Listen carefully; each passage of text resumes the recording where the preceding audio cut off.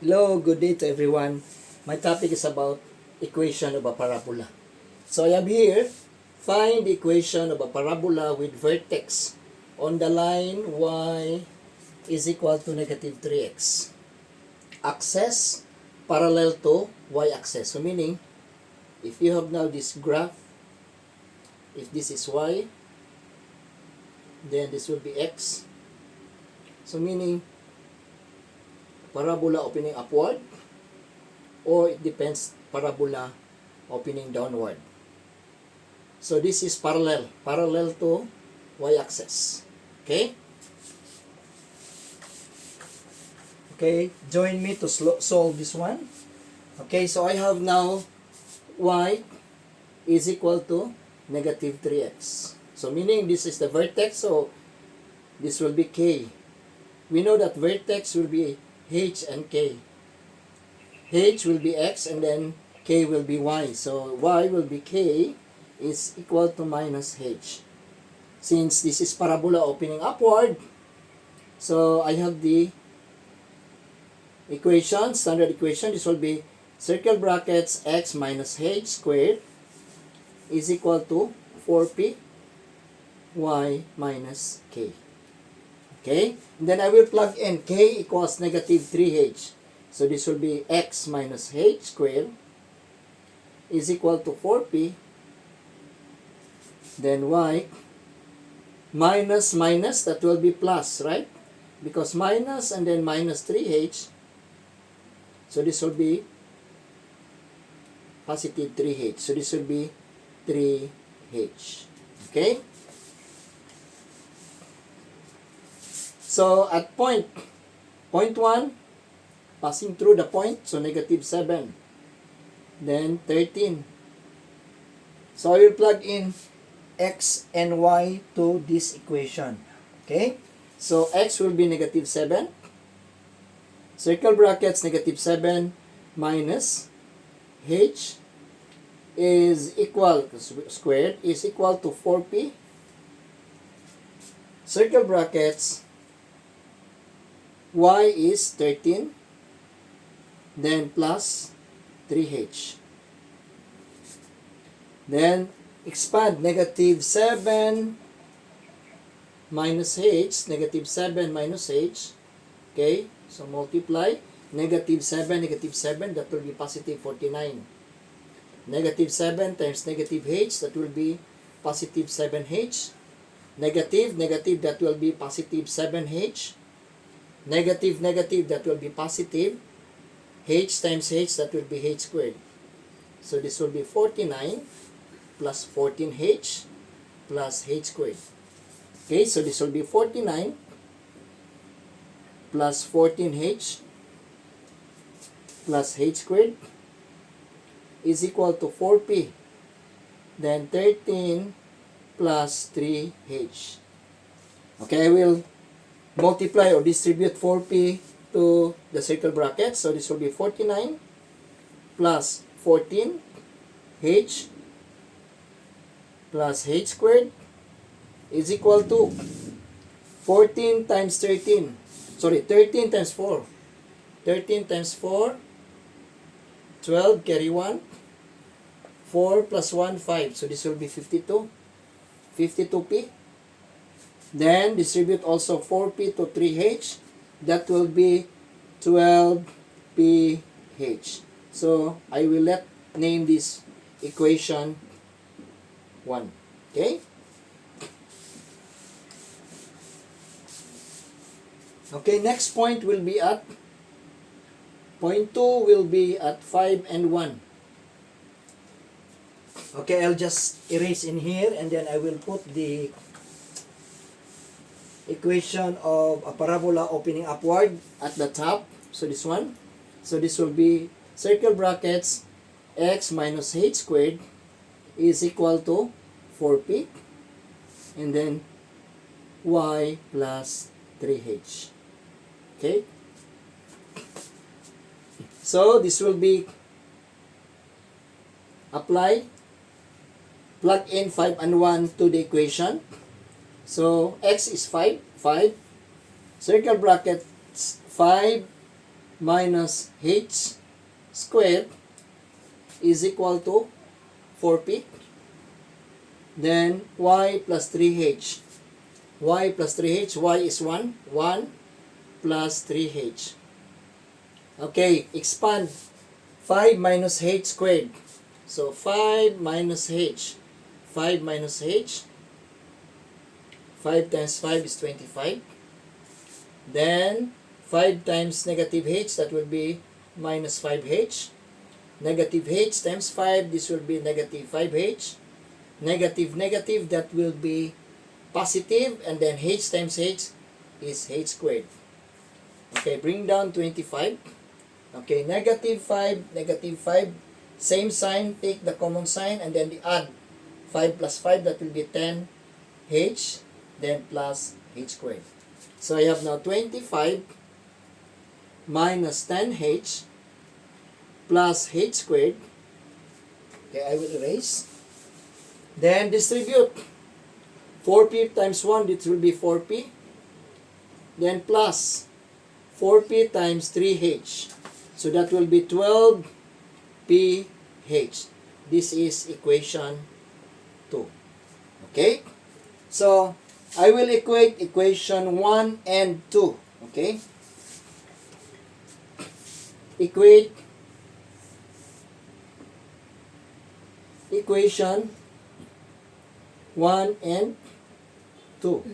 So, equation 1 is 49 plus 14h plus h squared is equal to 52p plus 12ph. Then equation 2. So I've got 25 minus 10h plus h squared is equal to 4p plus 12ph. Okay, I will erase in here.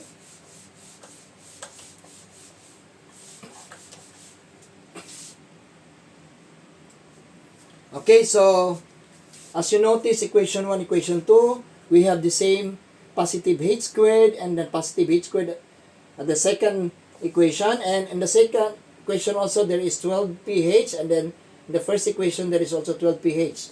So I will multiply either equation 1, equation 2. So I will prefer equation 1 to multiply negative 1 both sides. Okay? So equation 1 will be negative 49, then minus 14h, negative 1 times h squared, that will be minus h squared, is equal to negative 52p. Then this will be negative 12ph. Then just copy the second equation, 25 minus 10h plus h squared is equal to 4p plus 12ph. Okay, so h squared will be crossed out and 12ph will be crossed out. So 49 and then 25, unlike sign, so this will be minus. 49 minus 25, so this will be 4. This will be 2. So this is negative 24. And then negative, because same sign, then add 14 and 10, that will be 24h. And then is equal to 52p plus 4p. So 52 minus 4. So borrow, this will be 4 and then this will be 12. 12 minus 4 is 8, then bring down 4. So this is negative 48p. Okay? Then I will solve the value of p. Negative 48p is equal to, I will just transpose, okay? Negative, I'll just put this one to the right, and then negative 48 will be at the left side. So this will be negative 24 minus 24h. So this will be negative 48p is equal to, factor, negative 24, then I have 1. Then this will be plus h. Then I will divide this one by negative 48 in order to solve the value of p. Okay? So cross out negative 48. So I have now P is equal to negative 24 and 48. This will be cross out. So I have now 2 because there are 24, 2, 24, that is 48. So I have now 1 plus H over 2. Okay? So that's the value of P. Okay, so I will plug in P is equals to circle brackets 1 plus H over 2, either equation 1. Let's say I will use equation 1. So equation 1 is 49 plus 14H plus H squared is equal to 52P plus 12PH. Okay? So I will, as what I said, I will plug in this P to equation 1. So 49 plus 14H plus H squared is equal to 52. P is 1 plus H over 2. Then plus 12. Okay, let's say this will be 12H.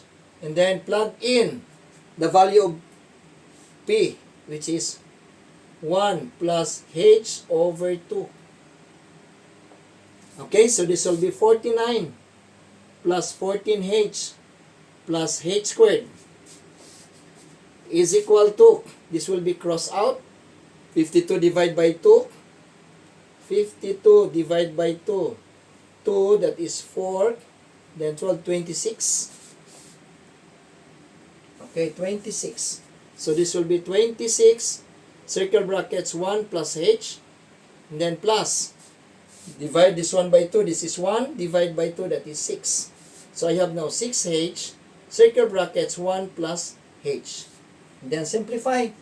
So 49 plus 14H plus H squared is equal to 26 plus 26H plus 6H times 1, that will be 6H plus 6H squared. Okay, so I will arrange this one. So starting with H squared, this will be transposed to the left side. This become negative 6H squared. Then followed by H, 14H. Then transpose these two. 26 plus 6. This will be 12, 32. Okay, so positive 32, right? Positive 32. So this will become to negative 32H. And then plus 49. Then transpose 26 to the left. That will be minus 26 is equal to 0. So H squared minus 6H squared, that will be minus 5H squared. Okay, 32 minus 14. So since 2 cannot be subtracted by 4, so I need to borrow from 3, which is 2. Then this is 1. 12 minus 4, that is 8. 2 minus 1 is 18. So since 32 is bigger than 14 and the sign of 32 is negative, so this will be negative 18H. Then 49 minus 26. 9 minus 6 is 3. 4 minus 2, that is 23. So the sign is positive. Positive 23 is equal to 0. Since I don't like the first term is having a negative sign, so I will factor out the negative sign. So this will be negative 5H squared. Then this will be plus because already negative outside. So 18H. This will change to negative 23 is equal to 0. And then divide by negative 1 both sides in order to cross out the negative sign. So this will be cross out. So I have now 5H squared plus 18H minus 23 is equal to 0. Take note, this is quadratic equation. So I will use quadratic formula. Okay? So I will erase in here.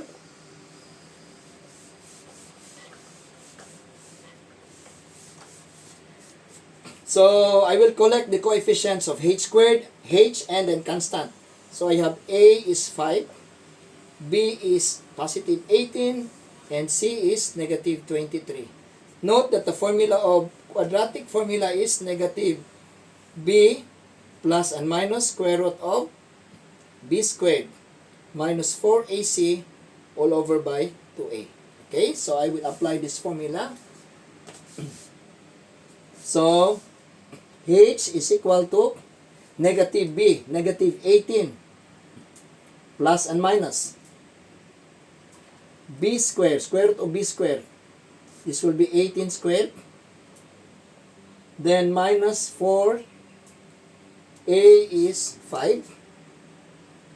Then C is negative 23. Then all over by 2 times A, 2 times 5. So this will be negative 18 plus and minus square root of 18 times 18. 18 times 18, this will be 64, carry 6. 8 plus 6, that will be 14. 8, 1. So 4, 12, carry 1, 324. So this is 324. Negative times negative, that will be positive. So 20, 4 times 5, that is 20. 20 times 23. 0. 6, 0, 4. Bring down 0. 6 plus 0, that will be 6. Then I have 460. So 460 all over by 10.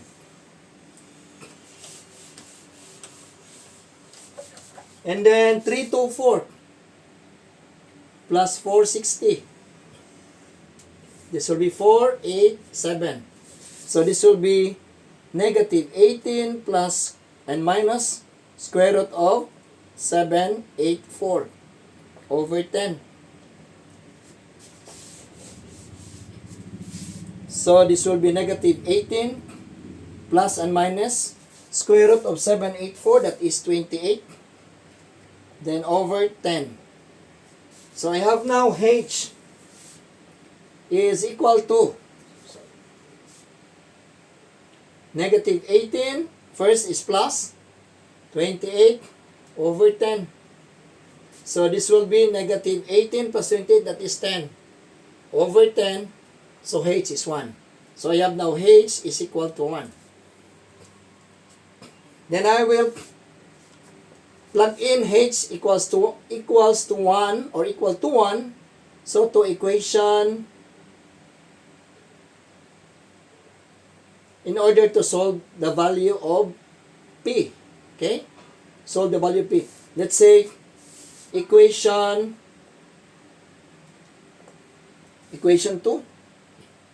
So 25 minus 10H, then plus H squared is equal to 4P plus 12PH. So I will plug in H equals to 1 to equation 2. So this will be 25 minus 10 times 1 plus 1 squared is equals to 4P plus 12 times P times 1. Okay, so this will be 25 minus 10 plus 1 equals 4P plus 12P. So combine 12 plus 1, that is 26. 26 minus 10 is equals to 16P. Okay, so I will just transfer this one, just upside down, so it will be 16P is equals to 26 minus 10, that will be 16. Then dividing both sides by 16 in order to get the value of P. P is equals to 1. So I have now P is equals to 1. Then I have H equals to 1. And then P is equals to 1 also. Okay? So I will erase in here. So I can have now x minus 1 squared is equal to 4p, 4 times 1. Then, y plus 3 times 1. Okay? So this will be circle brackets x minus 1 squared is equals to 4 times 1, that is 4. Then circle brackets y plus 3. And then simplify. X minus 1, x minus 1. So x times x, that will be x squared. X times negative 1, that will be minus x. Then this will be minus x, then plus 1. So x squared minus 2x plus 1. So I have here x squared minus 2x plus 1 is equals to, distribute 4y, then plus 12. Okay? So, this will be x squared minus 2x, then transpose to the left 4y, that will be minus 4y, and then plus 1, transpose 12 to the left, that will be minus 12, is equal to 0. So you have x squared minus 2x minus 4y, then minus 11 is equal to 0. So this is now the equation of the parabola. That's all. Thanks for watching.